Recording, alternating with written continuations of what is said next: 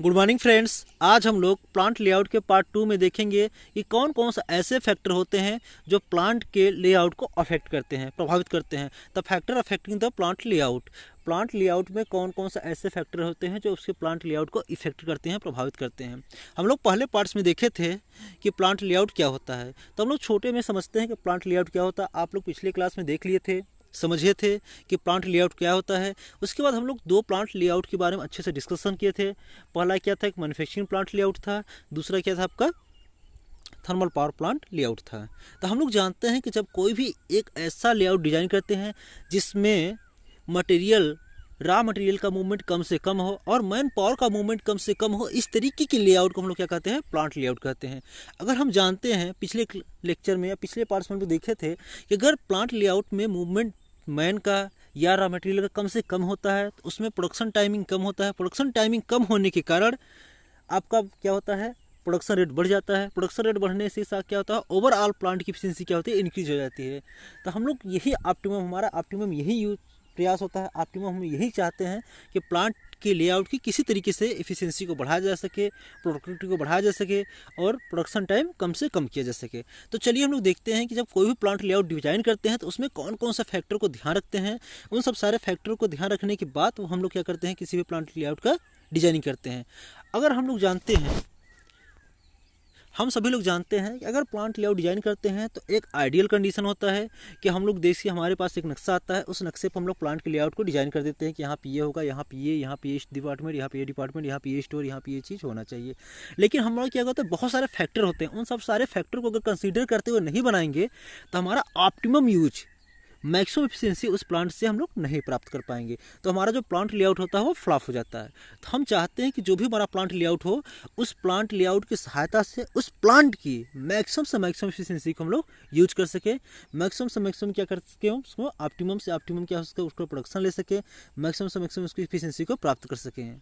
इसलिए क्या करते हैं हम लोग, बहुत सारे फैक्टर होते हैं, उन सब सारे फैक्टर को कंसीडर करते हैं और कंसीडर करते हुए क्या करते हैं हम लोग, तब प्लांट लेआउट को डिजाइन करते हैं।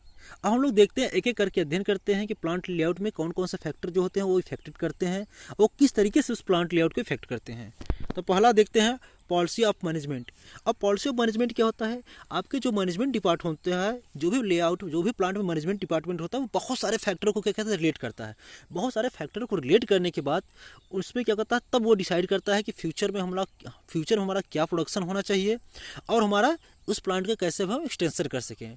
तो हमारे पास क्या होता है, जो मैनेजमेंट डिपार्टमेंट होता है, मैनेजमेंट डिपार्टमेंट क्या करता है, बहुत सारे फैक्टर को कंसीडर करता है, बहुत सारे फैक्टर को रिलेट करता है। रिलेट करने के बाद तब वो डिसाइड करता है कि हमारा प्रोडक्शन जो होना चाहिए वो फ्यूचर में कितना प्रोडक्शन होना चाहिए और उस प्लांट के साइड को हम लोग कैसे इंक्रीज कर सके।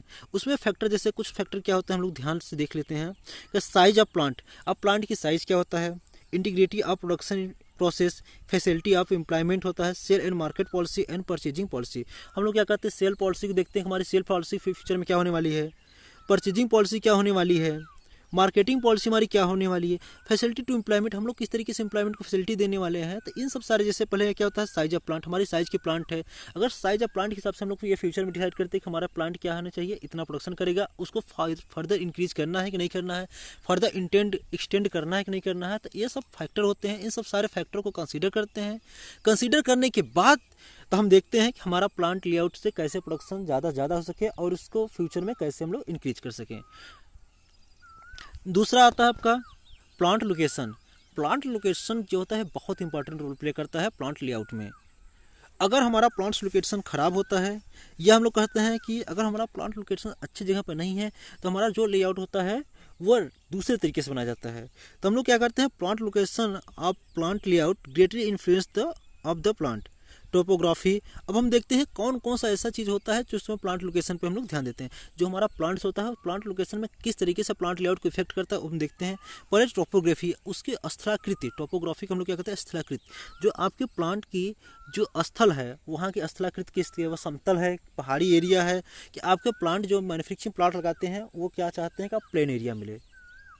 इसलिए क्या देखते हैं कि वो आपका जो टोपोग्राफी स्थलाकृति वो किस तरीके से, उसका शेप क्या है, और वहाँ पर जहाँ प्लांट लगाते हैं वहाँ आपको लोकेशन क्या है, उसके बाद वहाँ का क्लाइमेट क्या है,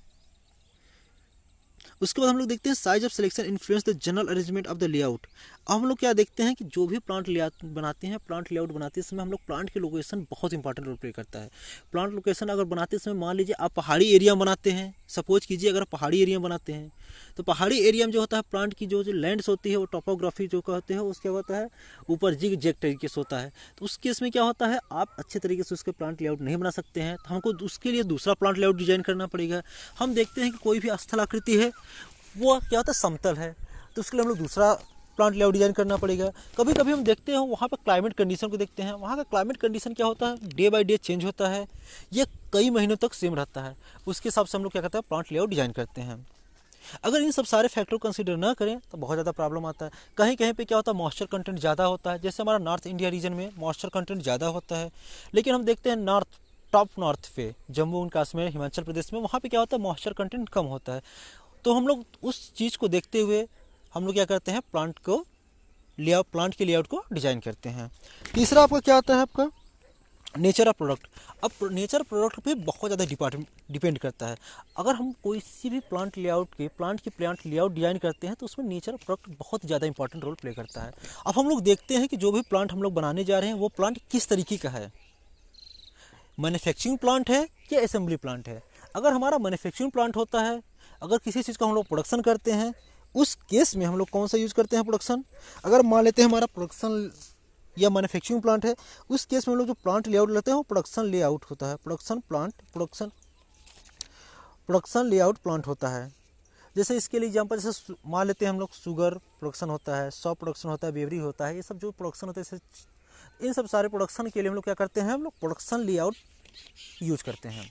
अगर इसी जगह पर अगर कोई असेंबली लाइन है, जैसे साइकिल असेंबली हुआ, बाइक असेंबली हुआ, कार असेंबली हुआ, तो हम लोग वहाँ पे असेंबली यूज करते हैं। तो वहाँ पर हम क्या कहते हैं जैसे इंटरमीडिएट या असेंबली जहाँ पे होता है वहाँ पे प्रोसेस लेआउट का यूज़ करते हैं। तो हमारे पास दो तरीके के लेआउट होते हैं, एक प्रोडक्शन लेआउट होता है या प्रोडक्ट लेआउट होता है, दूसरा प्रोसेस लेआउट होता है। तो हम लोग ये डिसाइड करते हैं किस तरीके का प्रोडक्शन हम लोग करने जा रहे हैं, किस तरीके का प्लांट को हम लोग क्या करते हैं बनाने जा रहे हैं, उस प्लांट के हिसाब से हम लोग क्या करते हैं लेआउट को डिजाइन करते हैं कि हमारा प्रोसेस लेआउट होगा या प्रोडक्ट लेआउट होगा। प्रोडक्ट लेआउट में हम लोग वहाँ पे यूज करते हैं जहाँ पे आपको प्रोडक्शन करना होता है, प्रोसेस लेआउट को जो हम लोग वहाँ पे करते हैं जहाँ पे आपको असेंबली करना होता है। तो इस चीज़ का हम लोग बहुत ज़्यादा ध्यान देते हैं। चौथा पॉइंट देखते हैं हम लोग volume of production. Volume of production के हिसाब से भी प्लांट लेआउट बहुत ज़्यादा डिपेंड करता है। अब हम लोग देखते हैं कि कोई भी प्रोडक्शन होता है वो कितने क्वांटिटी में बनाया जा रहा है, छोटे छोटे क्वांटिटी में बना रहा है, सिंगल पीस बनाया जा रहा है। आपका जो प्रोडक्शन किया जा रहा है तो सिंगल बनाया जा रहा है एक एक पीस के लिए, जैसे एक ऑर्डर आया उसके बाद एक प्रोडक्ट बना, दूसरा ऑर्डर आया दूसरा प्रोडक्ट बना, उसकी साइज शेप जो होता है सब कुछ डिफरेंट होता है।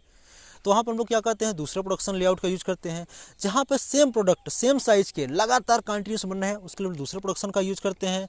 कहीं भी क्या होता है कभी कभी प्रोडक्शन करते हैं फिर रुक जाते हैं, कभी प्रोडक्शन करते हैं तो रुक जाते हैं। इसके लिए हम लोग अलग तरीके का प्रोडक्शन लेआउट या प्लांट लेआउट का डिजाइन करते हैं। तो सबसे पहले हम लोग वॉल्यूम जो प्रोडक्शन होता है इसमें 3 तरीके से जनरली लेआउट का यूज करते हैं। ऐसे आपके तरीके से 5-6 तरीके से है, लेकिन जनरली हम लोग 3 तरीके से यूज करते हैं। जो हमारा प्रोडक्शन वॉल्यूम ऑफ प्रोडक्शन होता है, वॉल्यूम प्रोडक्शन 3 तरीके का होता है। पहला क्या होता है आपका जॉब प्रोडक्शन।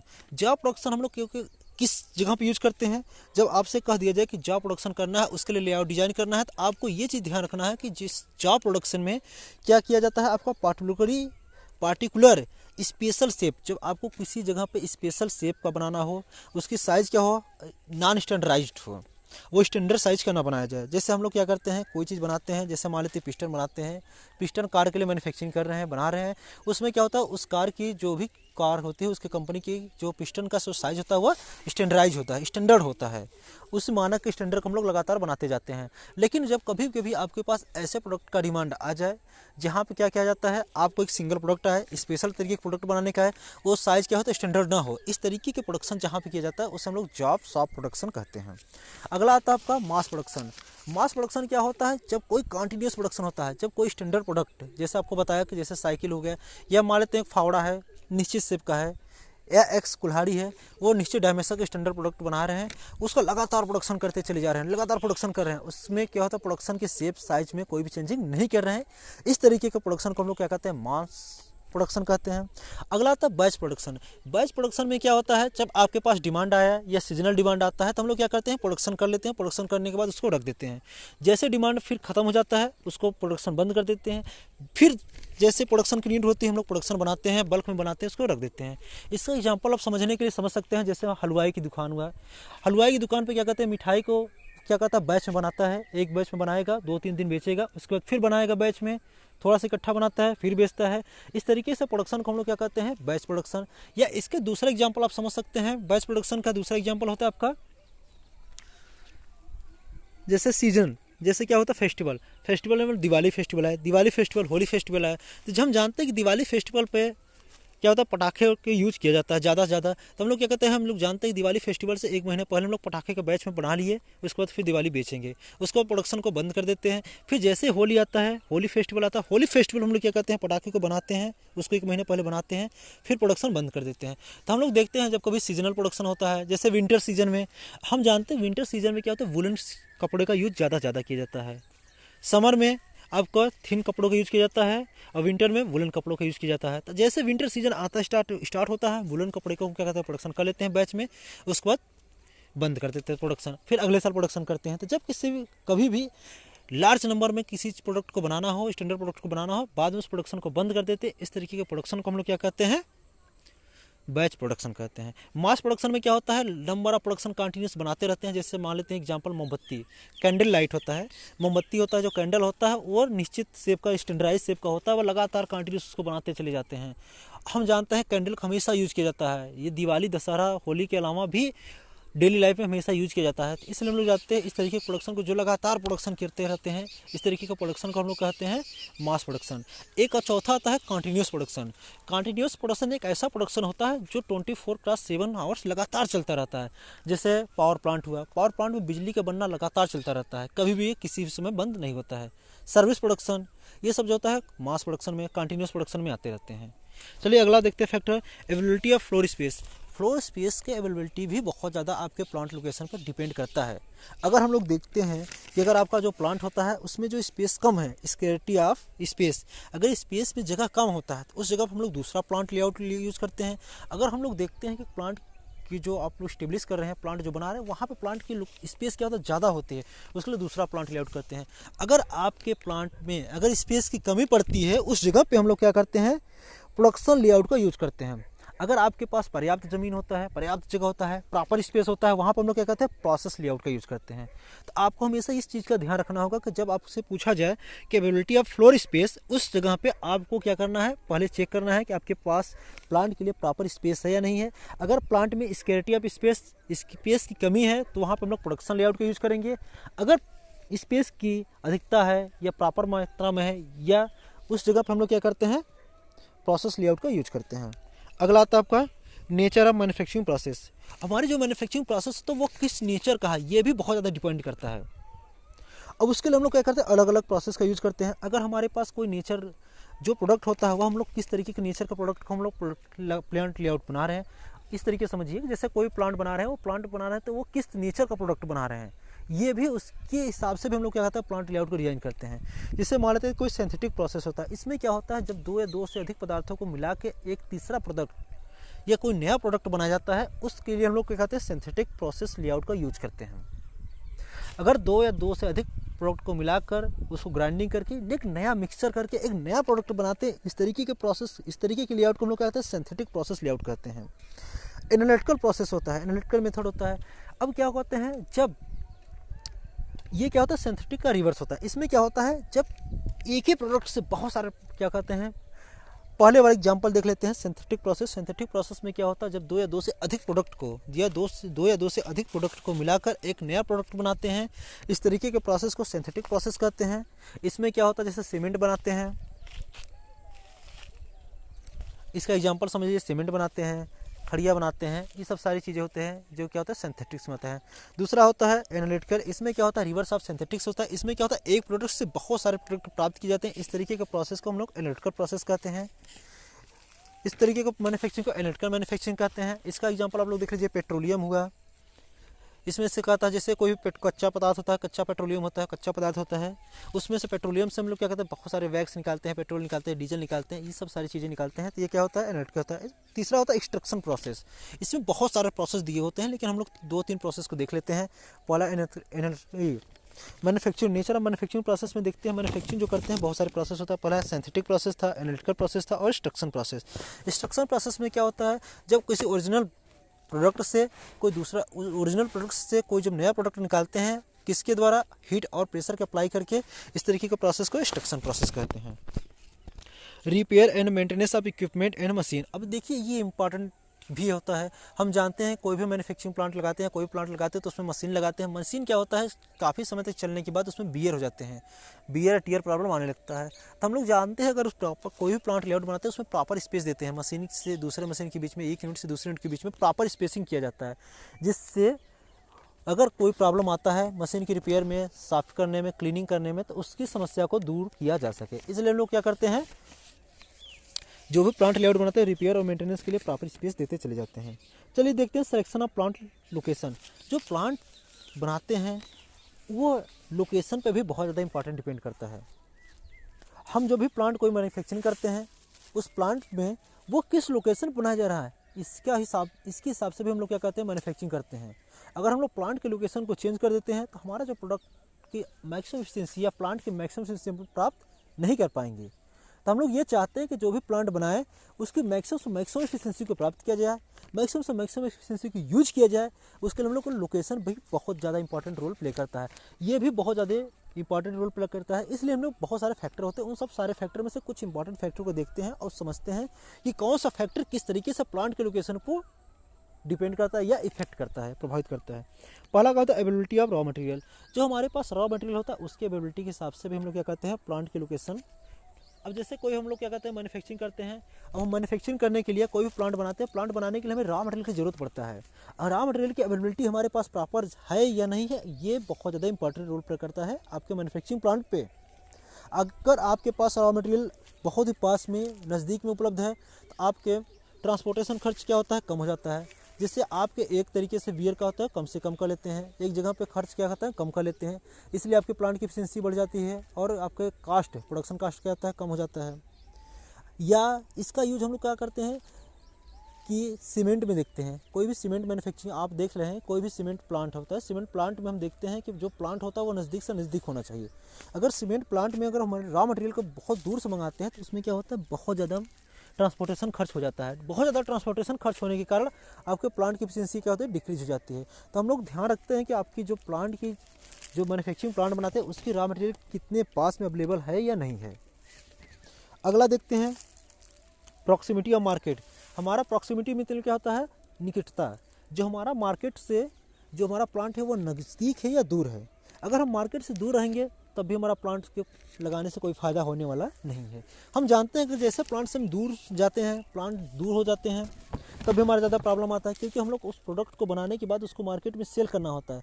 मार्केट में सेल करने के लिए क्या होता है, हमें मार्केट के नज़दीक ही होना ज़रूरी है। अगर मार्केट के नज़दीक नहीं होते हैं तो उसमें ट्रांसपोर्टेशन खर्च ज़्यादा हो जाता है और आपके जो प्रोडक्ट करते हैं उस प्रोडक्शन को क्या करना होता है, आपको स्टोर करना पड़ जाता है। तो इसमें क्या होता है, आपका एडवर्टाइजमेंट प्रॉपर नहीं हो पाता है, इसलिए क्या होता है, प्रॉब्लम आ जाती है। तीसरा, इंफ्रास्ट्रक्चर फैसिलिटी। इंफ्रास्ट्रक्चर फैसिलिटी जो आपके प्लांट लोकेशन होता है बहुत ज़्यादा इंपॉर्टेंट करता है। अगर जो भी कोई मैन्युफैक्चरिंग प्लांट बनाते हैं या कोई भी प्लांट बनाते हैं, असेंबली प्लांट बनाते हैं, उसमें इंफ्रास्ट्रक्चर की बहुत इंपॉर्टेंट रोल प्ले करता है। अगर मान लेते अगर आपके पास इंफ्रास्ट्रक्चर फैसिलिटी अवेलेबल नहीं है तो आपका प्लांट लगाने से कोई फ़ायदा मिलने वाला नहीं है। अब इंफ्रास्ट्रक्चर हम लोग देखते हैं, उसमें रोड इंफ्रास्ट्रक्चर कैसा है, इलेक्ट्रिसिटी इंफ्रास्ट्रक्चर कैसा है, बहुत सारे फैक्टर होते हैं। जैसे रोड इंफ्रास्ट्रक्चर कैसा है, ट्रांसपोर्ट कैसा है, रोड बैंकिंग से फैसिलिटी है कि नहीं, कम्युनिकेशन है, आपके पास जो एम्प्लॉय काम करते हैं उनके पास बैंक के लिए बैंकिंग फैसिलिटी है कि नहीं है, कम्युनिकेशन के लिए जो एम्प्लॉय काम करते हैं उसको कम्युनिकेशन फैसिलिटी है कि नहीं, कि देख आपके जो प्रोडक्ट बना रहे हैं उसके बीच में कम्युनिकेशन किया, जिसके एम्प्लॉयों के बीच में कम्युनिकेशन फैसिलिटी अच्छी है कि नहीं है। आपके पास पावर क्या होता है, पावर आपको प्रॉपर मिल रहा है कि नहीं मिल रहा है, ये सब सारे। तो हमारे पास क्या होना चाहिए, इंफ्रास्ट्रक्चर फैसिलिटी भी काफ़ी अच्छी होनी चाहिए। गवर्नमेंट पॉलिसी भी बहुत ज़्यादा इंपॉर्टेंट रोल प्ले करता है। हम जानते हैं कभी पिछड़े इलाकों में अगर प्लांट लगाते हैं तो पिछड़े इलाकों में प्लांट लगाने से क्या होता है, गवर्नमेंट बहुत ज़्यादा क्या कहते हैं, सब्सिडीज देती है। तो हम लोग जानते हैं कि गवर्नमेंट बहुत सारी सब्सिडीज देती है, जिससे क्या होता है, आपके प्लांट की आउटपुट को बढ़ाया जा सके, इन्हेंस किया जाए, तो गवर्नमेंट पॉलिसी के हिसाब से भी हम लोग क्या कहते हैं प्लांट के लोकेशन को डिफाइन करते हैं। अगला कहता है ability of the man power. अब ये सबसे ज़्यादा इंपॉर्टेंट रोल प्ले करता है किसी भी प्लांट में। अभी क्या होता है, अगर हमारे पास मैन पावर अवेलेबल है तब तो हमारा प्लांट काफ़ी अच्छे तरीके से रन करेगा, अदरवाइज मैन पावर नहीं है तो आपका प्लांट रन नहीं कर पाएगा। तो हम लोग जानते हैं अगर हमारे पास मैन पावर अवेलेबल है या हम लोग इस जगह पर ऐसे जगह प्लांट को हम लोग क्या कहते हैं डिजाइन करते हैं, इस तरीके से उस जगह प्लांट को हम लोग स्टेब्लिश करते हैं जहाँ पर हमारे पास मैन पावर ज़्यादा मिल सके। तो हम लोग एग्जाम्पल के रूप में समझ सकते हैं जैसे बिहार में और उत्तर प्रदेश में मैन पावर ज़्यादा होता है। अगर हम लोग यहाँ पे कोई भी फैक्ट्री को लगाते हैं तो हमें मैन पावर की समस्या झेलने की नहीं पड़ेगी, मैन पावर को कोई प्रॉब्लम नहीं आने वाला है। तो हम लोग यही प्रयास करते हैं कि जहाँ भी मैन पावर का अवेलेबल ज़्यादा हो, ज़्यादा रिसोर्स, मैन पावर रिसोर्स ज़्यादा हो, वहाँ पर हम लोग क्या करते हैं मैन्युफैक्चरिंग प्लांट को लगाते हैं। तो हमारे पास दो इंपॉर्टेंट निकला, एक रॉ मटेरियल के हिसाब से, दूसरा क्या होता है मैन पावर के हिसाब से, तीसरा प्रॉक्सिमिटी के हिसाब से, इंफ्रास्ट्रक्चर के हिसाब से, गवर्नमेंट पॉलिसी के हिसाब से, local law and regulation and taxation. इसमें क्या होता है आपका जो भी लोकल गवर्नमेंट होता है, हम लोग जानते हैं कि मैन्युफैक्चरिंग प्लांट या कोई भी प्लांट में दो तरीके से टैक्सेस प्रोवाइड किए जाते हैं। पहला क्या होता है उसमें दो तरीके से इन्फ्लुएंस प्रभावित होते हैं, दो तरीके से इन्फ्लुएंस होते हैं, पहला सेंट्रल गवर्नमेंट का, पहला दूसरा क्या होता है स्टेट गवर्नमेंट का। तो हम लोग लोकल जो लॉ होता है उनको भी ध्यान में रखते हुए हम लोग क्या कहते हैं किसी भी प्लांट को हम लोग इस्टेब्लिश करते हैं। कहीं पे क्या होता है ज़्यादा पॉलिसी, ज़्यादा क्या होता है पॉलिटिकल इन्वॉल्वमेंट हो जाते हैं, ज़्यादा पॉलिटिकल इन्वॉल्वमेंट हो जाने के कारण आपका प्लांट क्या होता है शट डाउन करना पड़ता है, बंद करना पड़ जाता है। तो हम लोग इन सब सारी चीज़ों को भी ध्यान रखते हैं। आगे देखते हैं इकोलॉजिकल इन्वायरमेंटल फैक्टर। हम जानते हैं कि अगर हम मार्केट के बहुत नज़दीक में लगाते हैं या जहाँ पे इको सेंसिटिव जोन होता है वहाँ पर हम लोग लगाते हैं प्लांट को, तो हमारा क्या होता है इन्वायरमेंटल प्रॉब्लम हो जाता है जिसकी वजह से बहुत ज़्यादा सफ़र करना पड़ता है। तो हम लोग देखते हैं कि इकोलॉजिकल इन्वायरमेंटल जो फैक्टर होता है इन सब सारी चीज़ों को भी देखते हुए हम लोग प्लांट के लेआउट को डिज़ाइन करते हैं। अगला आता है आपका कंपटीशन। ये बहुत ज़्यादा इंपॉर्टेंट है। हम जानते हैं कि अगर किसी भी नए जगह पे प्लांट लगाते हैं या किसी भी पुराने एग्जिस्टिंग जगह पे प्लांट लगाते हैं, ये बहुत ज़्यादा इंपॉर्टेंट रोल प्ले करता है। अगर हम लोग देखते हैं अगर कोई एक ऐसा जगह है जहाँ पे प्लांट के हम लोग क्या कहते हैं डिज़ाइन कर रहे हैं और जहाँ पे कंपटीशन का मार्केट ज़्यादा ऑलरेडी पहले से एग्जिस्ट कर रहा है, पहले ही बहुत सारी कंपनियां वहाँ पे सेम जो आप प्रोडक्ट बनाने जा रहे हैं, जिस प्रोडक्ट के लिए आप कंपनी स्टेब्लिश करने जा रहे हैं, वहाँ पर ऑलरेडी उस जगह पे बहुत सारे सेम प्रोडक्ट के मैन्युफैक्चरिंग प्लांट लगे हुए हैं या फिर कंपनी लगे हुए हैं, प्लांट लगे हुए हैं। तो वहाँ पे आपको कंपटीशन करना बहुत ज़्यादा टफ हो जाता है एज कम्पेयर टू आप जहाँ पे कोई भी मैन्युफैक्चरिंग प्लांट 7 यूनिट का मैन्युफैक्चरिंग प्लांट नहीं है, ये बहुत कम मात्रा में है। तो हम लोग यही प्रयास करते हैं कि जो प्लांट हम लोग लगाएं वहाँ पे कंपटीशन कम से कम हो, जिससे आपका प्रोडक्शन क्या जो उससे ज़्यादा बढ़ सके, एफिशिएंसी प्लांट की ज़्यादा बढ़ सके। अगर प्रोडक्शन में कंपटीशन ज़्यादा है तो आपके प्रोडक्ट की जो न्यूअर होते हैं उनके प्रोडक्ट को बेचने में ज़्यादा प्रॉब्लम आती है। इसलिए हम लोग प्रयास ये करते हैं कि कंपटीशन ज़्यादा से ज़्यादा ना हो फॉर न्यूअर के लिए। फर्क क्या होता है incentive land cost and subsidies for backward area. हम लोग जानते हैं गवर्नमेंट क्या करती है, जहाँ पे बैकवर्ड एरिया होता है, जहाँ पिछड़ा इलाका होता है, वहाँ को डेवलपमेंट करने के लिए बहुत सारे इंसेंटिव देती रहती है, बहुत सारे छूट देते रहते हैं, बहुत सारे टैक्सेशन में छूट देते रहते हैं। उसके बाद बहुत सारे सब्सिडीज़ देते रहते हैं, गवर्नमेंट बहुत सारी सब्सिडीज़ देती है कि उस एरिया को डेवलपमेंट किया जाए, बैकवर्ड एरिया को डेवलपमेंट किया जाए, वहाँ पर डेवलपमेंट लाया जाए। इसलिए हम लोग क्या करते हैं उस जगह पर ज़्यादा प्लांट लगाने का ज़्यादा से ज़्यादा प्रयास करते हैं, जिससे वहाँ पर हमें टैक्सेशन में छूट मिल सके, सब्सिडीज मिल सके, आपको पावर में थोड़ा सा छूट मिल सके। इन सब सारे छूट को देखते हुए वहाँ पर हम लोग प्लांट को डिज़ाइन करते हैं। क्लाइमेट कंडीशन भी बहुत ज़्यादा इंपॉर्टेंट रोल प्ले करता है। इसमें क्लाइमेट कंडीशन क्या होता है, जैसे हम लोग मानते हैं कोई भी जम्मू कश्मीर में प्रोडक्ट बना रहे हैं तो वहाँ पे क्या होता है ह्यूमिडिटी कम होती है। साउथ इंडिया बना रहे हैं वहाँ पर ह्यूमिडिटी ज़्यादा होती है। तो हमारा जो टॉक्सिक्स होता है, जो एयर के साथ एटमॉस्फेयर के साथ रिएक्शन करते हैं एलिमेंट, या जो प्रोडक्ट इसके साथ रिएक्शन करते हैं, इस चीज़ पर भी डिपेंड किया जाता है। पॉलिटिकल कंडीशन आपको बता चुके हैं, पॉलिटिकल कंडीशन बहुत ज़्यादा इंपॉर्टेंट रोल प्ले करता है। जैसे जाते हैं लोकल सब क्या होता है सेंट्रल गवर्नमेंट, स्टेट गवर्नमेंट के अलावा जैसे लोकल जो पॉलिटिक्स होते हैं, पॉलिटिकल पार्टी होते हैं, वो क्या कहते हैं फैक्ट्री के ऊपर ज़्यादा से ज़्यादा क्या होता है पावर रखना चाहते हैं, ज़्यादा से ज़्यादा इन्फ्लुएंस करते हैं, जिसके कारण भी क्या होता है आपके प्लांट पे बहुत ज़्यादा इफेक्ट करता है। तो इन सब सारे फैक्टर को देखते हुए हम लोग क्या करते हैं प्लांट को डिजाइन करते हैं। इन सब सारे फैक्टर को देखते हुए प्लांट को हम लोग लोकेशन चूज करते हैं। इन सब सारे फैक्टर को देखते हुए लोकेशन चूज करने के बाद ही हम लोग क्या करते हैं प्लांट को स्टेब्लिश करते हैं।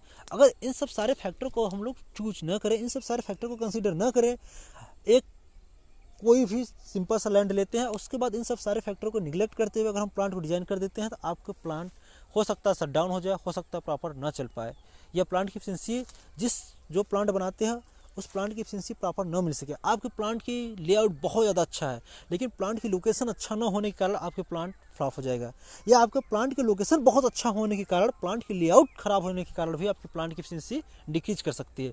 तो हम लोग क्या चाहते हैं कि जो भी हम लोग प्लांट बनाएं उसमें मैक्सिमम से मैक्सिमम क्या मिल सके, आपको उसकी प्रोडक्शन मिल सके, मैक्सिमम से मैक्सिमम उस प्लांट की एफिशिएंसी मिल सके, हम लोग मैक्सिमम से मैक्सिमम उस प्लांट के आउटपुट को प्राप्त कर सकें। हम यही चाहते हैं कि कोई भी प्लांट बनाए उसके मैक्सिमम से मैक्सिमम आउटपुट को प्राप्त करें। अगर उसके मैक्सिमम से मैक्सिमम आउटपुट को प्राप्त करना है तो हम लोग क्या करते हैं, प्रॉपर लैंड की लोकेशन होना चाहिए और प्रॉपर लेआउट होना चाहिए। Thank you for watching my video.